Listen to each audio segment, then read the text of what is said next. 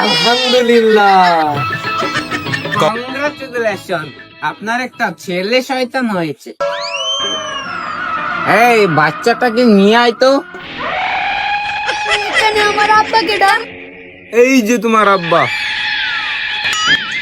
আব্বা, আমি একটা ফেসবুক পেজ খুলবো, আমি কাপড় ব্লগ বানাবো।